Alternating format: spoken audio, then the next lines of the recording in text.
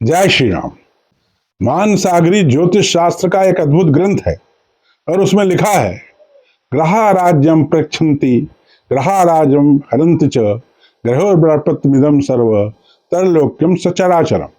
अर्थात ग्रहों से ही हमको राज्य मिलता है और यह हमारा राज्य भी समाप्त कर देते हैं। ऐसे ही कुछ मजबूत ग्रह अपना 2 नवंबर से 17 नवंबर तक एक विशेष योग बना रहे हैं जो कि हर व्यक्ति के जीवन पर अच्छा या बुरा मगर असर जरूर डालेगा। मैं पंडित अनिल पांडे आज आपको इन्हीं ग्रहों के अद्भुत संयोग के बारे में बताऊंगा जो 13 साल में एक बार आता है। शुक्र ग्रह 2 नवंबर के 1:38 दिन से अपने स्वयं की राशि तुला में प्रवेश करेंगे। इसी प्रकार सूर्य देव तुला राशि में 17 अक्टूबर को 4:21 रात से प्रवेश कर गए हैं। वे 16 नवंबर को 1:51 रात तक तुला राशि में रहेंगे। तुला राशि सूर्य देव की नीच की राशि है। इसके साथ ही गुरुदेव अपनी उच्च की राशि कर्क में 19 अक्टूबर को 5:36 रात अंत से प्रवेश कर चुके हैं। गुरु ग्रह को अत्यंत सशक्त माना गया है और उनका उच्च राशि में रहना इनको और मजबूत करेगा। गुरुदेव उच्च राशि में 12 नवंबर को 7:08 तक मार्गी रहेंगे और उसके उपरांत वे बकरी हो जाएंगे। इसी प्रकार मंगल देव अपने स्वयं की राशि वृश्चिक में 27 अक्टूबर के 3:36 दिन से प्रवेश करेंगे तथा 12 नवंबर भर वृश्चिक राशि में विचरण करते हुए 7 दिसंबर को 8 बजे रात से धनु राशि में प्रवेश करेंगे। इनके अलावा चंद्रमा 6 नवंबर को 1:50 दिन से वृष राशि में प्रवेश करेगा और वहां पर वह 8 तारीख को 4:10 शाम तक रहेगा। आपको ज्ञात होगा कि चंद्रमा वृष राशि में उच्च का होता है। इसके अलावा चंद्रमा 10 नवंबर को 7:17 रात से कर्क राशि में प्रवेश करेगा और वहां पर वह 12 नवंबर को 11:58 रात तक रहेगा। इस प्रकार 6 नवंबर से 8 नवंबर के बीच में गुरु और चंद्रमा दोनों ग्रह उच्च के रहेंगे। शुक्र और मंगल अपनी राशि में रहेंगे। इसके अलावा 8 नवंबर से 10 नवंबर तक एक ग्रह गुरु उच्च का रहेगा तथा 3 ग्रह शुक्र, मंगल और चंद्रमा अपनी ही राशि के घर में रहेंगे। 2 नवंबर से 16 नवंबर तक सबसे अद्भुत बात यह रहेगी कि ग्रहों के राजा सूर्यदेव अपनी नीच राशि में रहते हुए भी शुक्र के साथ में रहने के प्रभाव के कारण लगातार नीच भंग राजयोग बनाएंगे, अर्थात उनका नीचत्व समाप्त हो जाएगा और वह एक उच्च ग्रह के समान फलदायी रहेंगे। आइए अब इसका राशिवार प्रभाव का अध्ययन करते हैं। मेष राशि। सूर्य और शुक्र अपने 7वें भाव में रहेंगे, मंगल 8वें भाव में, गुरुदेव 4th भाव में और चंद्रमा दिनांक 6, 7 और 8 को उच्च का होकर 2य भाव में तथा 11 और 12 नवंबर को 4th भाव में अपनी ही राशि में रहेगा। ग्रहों के इस संयोग की वजह से 6, 7 और 8 को आपको आर्थिक लाभ होने की उम्मीद है। 11 और 12 नवंबर को बनने वाले गज केसरी योग के कारण आपके प्रतिष्ठा में वृद्धि होगी। इस सप्ताह आपके और आपके जीवन साथी के आत्मविश्वास में वृद्धि होगी। अगर आप नए प्रेम संबंध बनाना चाहेंगे तो वह आप बना लेंगे। अविवाहित जातकों के विवाह के तय होने के अवसर आएंगे। आपके जीवन साथी की रुचि प्रशासनिक कार्यों में बहुत ही बढ़ेगी तथा उनको सफलताएं भी मिलेंगी। बड़ी से बड़ी दुर्घटना में भी आपको विशेष चोट नहीं लगेगी। अगर आप प्रयास करेंगे तो इस समय आप प्रॉपर्टी खरीद सकते हैं। आपको चाहिए कि आप अपने कार्यालय के कार्यों में सतर्क रहें। आपको चाहिए कि आप इस सप्ताह प्रतिदिन राम रक्षा स्तोत्र का पाठ करें। वृष राशि। आपकी राशि का स्वामी शुक्र होता है जो कि अपनी ही तुला राशि में सूर्य के साथ 6ठे भाव में विराजमान है और नीच भंग राजयोग बना रहे हैं, जिसके कारण अगर आप प्रयास करेंगे तो आपके सभी शत्रुओं का विनाश होगा। रोगों से भी आप मुक्ति पा सकते हैं। इसके अलावा कचहरी के कार्यों में आपको सफलता मिल सकती है।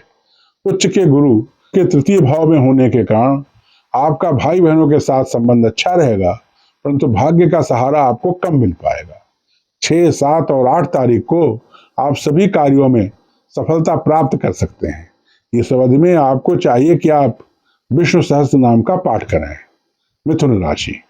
इस सप्ताह सूर्य और शुक्र आपके 5वें भाव में विराजमान हैं तथा नीच भंग राजयोग बना रहे हैं। मंगल देव आपके छठे भाव में हैं और शत्रुओं पर आपको विजय दिलाने का योग, शत्रुहंता योग का निर्माण कर रहे हैं। इन दोनों के अलावा गुरुदेव धन के भाव में बैठकर इस अवधि में आपको धन लाभ करवाएंगे। यह धन लाभ विशेष रूप से 11 और 12 नवंबर को हो सकता है। इस अवधि में आपको दुर्घटनाओं से डरने की आवश्यकता नहीं है। इस अवधि में आपको भाग्य से लाभ नहीं मिल पाएगा, परंतु ब्लड प्रेशर आदि की आपको परेशानी हो सकती है। आपको चाहिए कि आप प्रतिदिन लाल मसूर की दाल का दान करें और मंगलवार को हनुमान जी के मंदिर में जाकर कम से कम 3 बार हनुमान चालीसा का पाठ करें। कर्क राशि, इस अवधि में उच्च के गुरु आपके लग्न में विराजमान रहेंगे तथा 11 और 12 नवंबर को गज केसरी योग का निर्माण भी करेंगे। गज केसरी योग के कारण 11 और 12 नवंबर को आपको सिर्फ सफलताएं ही प्राप्त होंगी। 11 और 12 नवंबर को असफलताएं आपसे बहुत दूर रहेंगी। भाग्य भी इस अवधि में आपका साथ देगा। स्वराष्ट्र में मंगल आपके पंचम भाव में बैठे हैं, जिसके कारण आपके संतान को लाभ हो सकता है। सूर्य और शुक्र चतुर्थ भाव में बैठकर नीच भंग राजयोग बना रहे हैं, जिसके कारण आपकी प्रतिष्ठा में वृद्धि होगी और माता जी का स्वास्थ्य ठीक रहेगा। बिहार के जो लोग इलेक्शन में खड़े हैं और कर्क लग्न के हैं, उनको 11 तारीख की वोटिंग में अत्यधिक फायदा होगा। इस सप्ताह आपको चाहिए कि आप प्रतिदिन आदित्य हृदय स्तोत्र का पाठ करें। सिंह राशि, इस अवधि में आपको चाहिए कि आप प्रतिदिन आदित्य हृदय स्तोत्र का पाठ करें। सिंह राशि, आपकी कुंडली के पराक्रम भाव में नीच भंग राजयोग के साथ ग्रहों के राजा सूर्यदेव तथा दैत्य गुरु शुक्र विराजमान है। दोनों ही अत्यंत सशक्त हैं, जिसके कारण आपके पराक्रम भाव में अत्यंत वृद्धि होगी। आपको चाहिए कि आप इस अवधि में अपने क्रोध पर नियंत्रण रखें।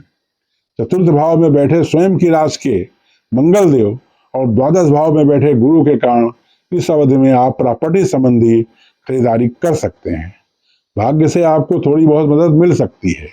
भाई बहनों के साथ आपका संबंध ठीक रहेगा। कार्यालय में आपको अपने सहयोगियों से कम मदद मिलेगी। इस सप्ताह आपको चाहिए कि आप प्रतिदिन हनुमान चालीसा का पाठ करें तथा मंगलवार को हनुमान जी के मंदिर में जाकर कम से कम 3 बार हनुमान चालीसा का हृदय से वाचन करें। कन्या राशि, इस सप्ताह आपके धन भाव में सूर्य और शुक्र विराजमान हैं। नीच भंग राजयोग के कारण सूर्यदेव अत्यंत ताकतवर हैं तथा शुक्र अपनी ही राशि में होने के कारण धन भाव को अत्यंत सशक्त बना रहे हैं। इसके अलावा लाभ भाव में उच्च के गुरु हैं। इन तीनों के सहयोग के कारण इस अवधि में आपके परिश्रम के द्वारा आपको धन की प्राप्ति होगी। आप जितना भी परिश्रम करेंगे उससे अधिक आपको धन लाभ होगा। 6, 7 और 8 नवंबर को आपको भाग्य से मदद मिल सकती है। आपको चाहिए कि आप प्रतिदिन स्नान करने के उपरांत तांबे के पात्र में जल, अक्षत और लाल पुष्प लेकर भगवान सूर्य को जल अर्पण करें। तुला राशि, कुंडली में प्रेम संबंधों को शुक्र ग्रह की मदद से देखा जाता है। इस सप्ताह शुक्र अपनी ही राशि में आपके लग्न में विराजमान है, जिनके साथ नीच भंग राज योग बनाते हुए ग्रहों के राजा सूर्य भी हैं। इस कारण से इस सप्ताह आप प्रेम प्रसंगों में बाजी मार सकते हैं। अगर आप अविवाहित हैं तो विवाह के अच्छे प्रस्ताव भी आएंगे। 11 और 12 नवंबर को आपकी कुंडली में गज केसरी योग बन रहा है, जिसके कारण इस पूरी अवधि में और विशेष रूप से 11 और 12 नवंबर को आपको कार्यालय में सफलताएं मिलती रहेंगी। अगर आपका प्रमोशन ड्यू है तो वह भी इस अवधि में आपको मिल सकता है। इस अवधि में धन आने की मात्रा में थोड़ी कमी रहेगी। आपको चाहिए कि आप प्रतिदिन रुद्राष्टक का पाठ करें। वृश्चिक राशि, लग्न में बैठा हुआ मंगल आपका क्रोध और आत्मविश्वास में वृद्धि करेगा। आपको चाहिए कि आप अपने क्रोध पर थोड़ा नियंत्रण रखें।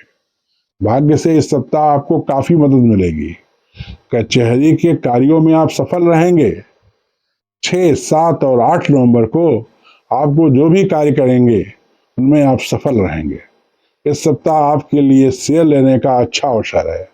आपको चाहिए कि आप प्रतिदिन काले कुत्ते को तंदूर की रोटी खिलाएं। धनु राशि, सूर्य और शुक्र का संयोग आपके धन लाभ भाव में हो रहा है, जिसके कारण आपको व्यापार में लाभ होगा। मंगल के द्वादश भाव में बैठे होने के कारण कचहरी के कार्यों में भी आपके प्रयास से आपको सफलता प्राप्त हो सकती है। आपके संतान को उन्नति मिल सकती है। संतान के स्वास्थ्य में कफ संबंधी पीड़ा होने के आसार हैं। उसकी प्रतिष्ठा में वृद्धि होगी। माता जी का स्वास्थ्य ठीक रहेगा। इस सप्ताह आपको प्रतिदिन भगवान राम या कृष्ण के दर्शन करना चाहिए। मकर राशि, इस अवधि में अगर आपका प्रमोशन ड्यू है तो वह निश्चित रूप से होगा। अच्छे स्थान पर आपका स्थानांतरण भी हो सकता है। आपके शत्रु आपसे पूरी तरह से पराजित हो सकते हैं, परंतु इन सबके लिए आपको प्रयास करना होगा। 11 और 12 नवंबर को आपकी कुंडली के गोचर में गज केसरी योग बन रहा है। इस योग के कारण अगर आप अविवाहित हैं तो विवाह के नए नए प्रस्ताव आएंगे। आपके प्रेम संबंधों में वृद्धि हो सकती है। इस अवधि में आपको चाहिए कि आप प्रतिदिन शिव पंचाक्षर मंत्र का जाप करें। कुंभ राशि,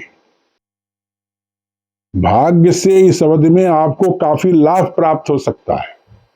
आपको चाहिए कि आप शेयर या लॉटरी में अपने धन का उपयोग करें। कार्यालय में आपको अपने साथियों का अच्छा सहयोग प्राप्त होगा।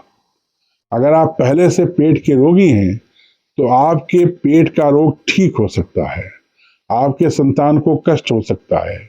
आपको चाहिए कि इस अवधि में आप शिव पंचाक्षर स्तोत्र का पाठ करें। मीन राशि, पंचम भाव में बैठे उच्च के गुरु के कारण अगर आप छात्र हैं तो आपको पढ़ाई में अच्छे परिणाम प्राप्त होंगे। आपके संतान को लाभ हो सकता है। दुर्घटनाओं से आप बच जाएंगे। भाग्य का आपको सहयोग प्राप्त होगा। आपको चाहिए कि आप इस अवधि में प्रतिदिन भगवान शिव का दूध और जल से अभिषेक करें। ध्यान दें, यह एक सामान्य भविष्यवाणी है। अगर आप व्यक्तिगत और सटीक भविष्यवाणी जानना चाहते हैं तो आपको मुझसे दूरभाष पर या व्यक्तिगत रूप से संपर्क कर अपनी कुंडली का विश्लेषण करवाना चाहिए। मां शारदा से प्रार्थना है कि आप सदैव स्वस्थ, सुखी और संपन्न रहें। जय मां शारदा।